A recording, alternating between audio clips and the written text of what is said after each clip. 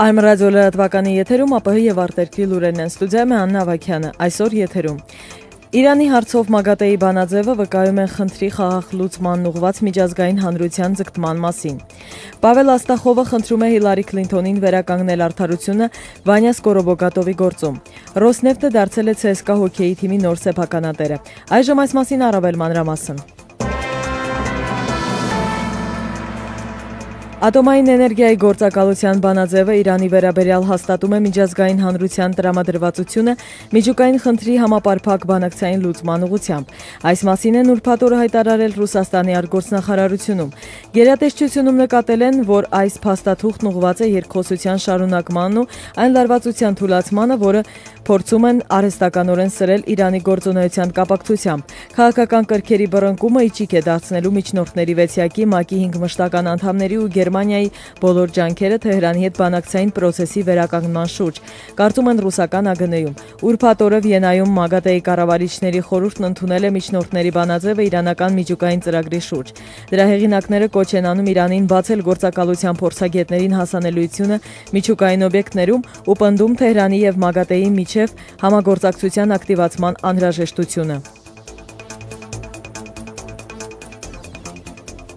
ՄԱԳԱՏԵ-ում Իրանի մշտական ներկայացուցիչ Ալի Ասղար Սոլթանիեն մեղադրել է գործակալության ղեկավար Յուկիո Ամանոին Մերձավոր Արևելքում երկակի չափորոշիչների կիրառման համար։ Նրա խոսքով նշելով այս գոտում միջուկազերծ շրջանի ստեղծման մասին, Ամանոն նույնիսկ չի հիշատակել Իսրայելի միջուկային օբյեկտների մասին։ Սոլթանիեն հայտարարեց, որ իր երկիրը բոյկոտելու է հաջորդ շաբաթ նախատեսված բանակցությունները միջուկային անվտանգության թեմայով։ Ենթադրվում է, որ այդ հանդիպումները բարենպաստ հող են նախապատրաստելու Թեհրանի հետ միջազգային միջնորդների ավելի բարձր մակարդակով երկխոսության համար։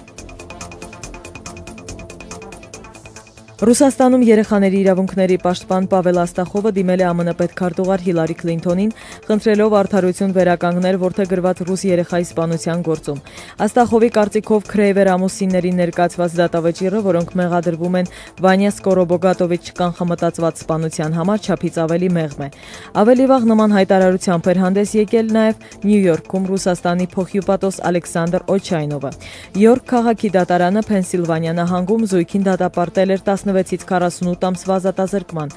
կախված նրանց վարքից։ Նրանք 19 ամիս են անցկացրել բանտում, այնուհետև ազատ արձակվել դատարանի դահլիճից։ 7-ամյա Վանյան, որին որդեգրել էին Չելյաբինսկից, մահացել է 2009 թվականին գանգուղեղային վնասվածքի հետևանքով։ Մարմնի վրա էլ ավելի քան 80 հարվածի հետք է հայտնաբերվել։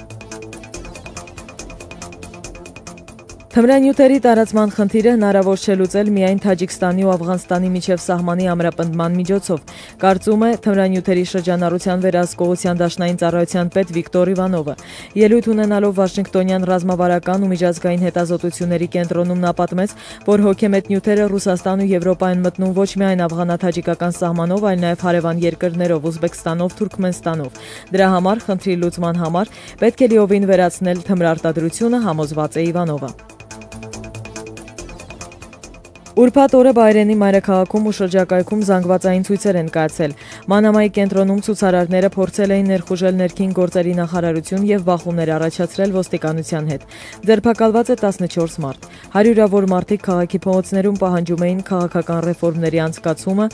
հետապնդումների դադարեցում, ինչպես նաեւ վարչապետի հրաժարականը, որն այդ պաշտոնին արդեն 42 տարի է։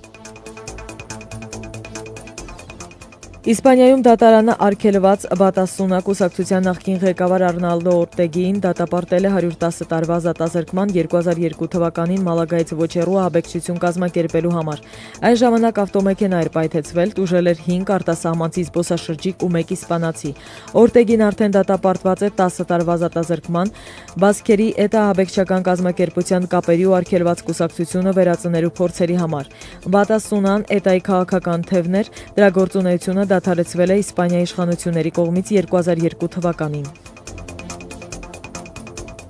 Ապագայում արկությունը կարող է բախվել եղանակային անոմալիաների զգալի աճին։ Այսպիսի եզրակացության է եկել ՄԱԳ-ինքից փորձագետների միջկառավարական փորձագիտական խումբը։ Ավելի քան 100 գիտական տարբեր երկրներից հետազոտություններ էին անցկացնում 2 տարվա ընթացքում։ Նրանք պարզել են, որ շատ շուտով մոլորակում ավելանալու են երաշտային ամիսները, հաճախադեպ են դառնալու ջրհեղեղները, պարբերաբար արձանագրվելու են բարձր ջերմաստիճաններ։ Մինուսային ռեկորդների թիվը դրա հետ մեկտեղ կրճատվելու է։ Այս ամենը մեծ վնասներ է պատճառելու այն երկրներին, որտեղ հաճախ են պատահում տարերային աղետները։ Առաջին հերթին դա կարող է խաթարել զարգացող երկրների էկոնոմիկան, կարծում են փորձագետները։ Ռուսաստանի պաշտպանության նախարարությունը ու Ռոսնեֆտը համաձայնագիր են ստորագրել ՑՍԿԱ հոկեյի ակումբը զարգացման համար գործընկերային համագործակցության մասին։ Արարողությունը ներկա էր նաև վարչապետ Պուտինը։ Նա պարզաբանեց, որ նախարարությունն այլևս ի վիճակի չէ պահել լեգենդար թիմին տարեկան $70 միլիոն բյուջեով։ Անհրաժեշտ է ֆինանսավորման լուրջ աղբյուր, ընդգծեց Պուտինը։ Այս կապակցությամբ կառավարությունը դիմել է նավթային ընկերությանը խնդրելով օգնել ակումբին, ինչին Ռոսնեֆտը պատրաստակամություն է հայտնել։ Նա կներդնի մի քանի $100 միլիոն։ Ամերիկայի Միացյալ Նահանգների պետական պարտքի չափը գերազանցել է $15 տրիլիոն։ Այդ ցուցանիշը ընդամենը 1%-ով է ցածր Միացյալ Նահանգների համախառն ներքին արդյունքից։ Դեռևս ինչպես խոսում են վերլուծաբանները, դա լուրջ վտանգ չի առաջացնում ներդրողների մոտ, բայց հեռանկարում Ամերիկան, իսկ նրա հետ էլ բոլոր ֆինանսական շուկաներն էլ կարող են նոր ճգնաժամի շեմին հայտնվել։ Այս ամռանը կատարվածի նման։ Այդ ժամանակ հիշեցնենք Սպիտակ տան եւ Կոնգրեսի միջև հակասությունները պետական պարտքի մեծացման հարցի շուրջ բորսայում չափի հանգեցրին եւ ԱՄՆ վարկային վարկանիշի անկմանը Standard & Poor's գործակալության կողմից։ Միացյալ Նահանգների ներսում Բարակ Օբամայի քննադատողներն ու Ամերիկայի համաշխարհային տնտեսական հեգեմոնիայի թշնամիները նոր առիթ ստացան չարախոսելու համար։ ԱՄՆ պետական պարտքը բավական ֆանտաստիկ եւ վախեցնող չափի է հասել։ 14 թվից հասել է $15 տրիլիոն 33 միլիարդ 607 միլիոն 255 հազար 920 դոլար 32 ցենտ։ Հենց նման կոնկրետ թիվ է նշված ֆինանսների նախարարության նոր զեկույցում։ Վերջին 3 տարվա ընթացքում, ինչ Բարակ Օբաման իշխանության գլուխը, պետական պարտքը աճել է 1.5 անգամով, եւ դա չի բարձրացնում Սպիտակ տան ներկայիս ղեկավարի վարկանիշը, սակայն դեռևս դա միայն իրեն է անհանգստացնում։ Շուկաները զբաղված են այլ բանով, ասում է Solid ներդրումային ֆինանսական ընկերության վերլուծաբան Վլադիմիր Սֆինարենկոն։ Рынки в настоящее время сфокусированы на европейских проблемах, на европейском госдолге, и в связи с этим обострение ситуации на американском рынке долговых обязательств переведет настроение игроков в сторону американских проблем. Проблема, связанная с достижением потолка госдолга, она только в начале своего развития, и мы еще увидим массу дискуссий на этот счет. Поэтому вряд ли штатам удастся удержаться в рамках прогнозируемых уровней. Շուկաները ներկապահին կենտրոնացած են եվրոպական խնդիրների եւ եվրոպական պարտքի վրա։ Դրա հետ կապված ամերիկյան շուկայում պետական պարտքի իրավիճակի սրացումը խաղացողների ուղղվածությունը կփոխի ամերիկյան խնդիրների կողմը։ Ամերիկայում պետական պարտքի առավել մեծ նշանակության հաղթահարման հետ կապված խնդիրը միայն իր զարգացման նախնական փուլում է, եւ մենք բազմաթիվ քննարկումներ կտեսնենք դրա վերաբերյալ։ Այդ պատճառով էլ դժվար թե Ամերիկան կարողանա մնալ պետական պարտքի կանխատեսված մակարդակի շրջանակներում։ Փորձագետները կանխատեսում են, որ մինչև տարվա վերջ ԱՄՆ պետական պարտքի սանդղակը կհասնի հնայի չափերին։ Այն հիմա գնահատվում է $15.2 տրիլիոն։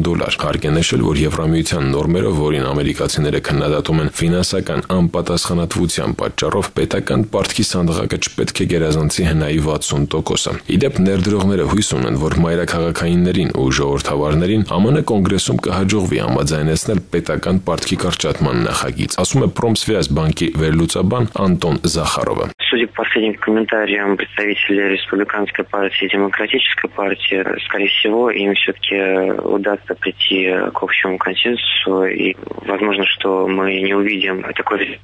что мы видели в августе, когда дебаты относительно повышения планки долга позволили рейтинговое агентство S&P понизить кредитный рейтинг. Нельзя, конечно, исключать и негативного сценария развития событий. Դատելով մայրաքաղաքային եւ ժողովրդավարական կուսակցությունների ներկայացուցիչների վերջին հայտարարություններից հավանաբար նրանց կհաջողվի ընդհանուր համաձայնության գալ։ Եվ հնարավոր է մենք չենք տեսնի այնպիսի իրավիճակ, ինչպիսին եղել է օգոստոսին, երբ պետական պարտքի աճի վերաբերյալ բանավեճերը հրահրել էին վարկանիշային S&P գործակալությանը իջեցնել Ամերիկայի վարկային վարկանիշը։ Պետք չէ իհարկե բացառել իրադարձությունների զարգացման բացասական սցենարը։ Այդ պատճառով տարվա վերջի մոտեցման հետ հնարավոր է կարող են ինչ-որ բացասական հաղորդագրություններ լինել, որոնք կարող են անկում հրահրել շուկաներում։ Վերջին տվյալներով մայրաքաղաքայիններն ու ժողովրդավարները գրեթե համաձայնեցրել են պետական պարտքը $1.5 տրիլիոն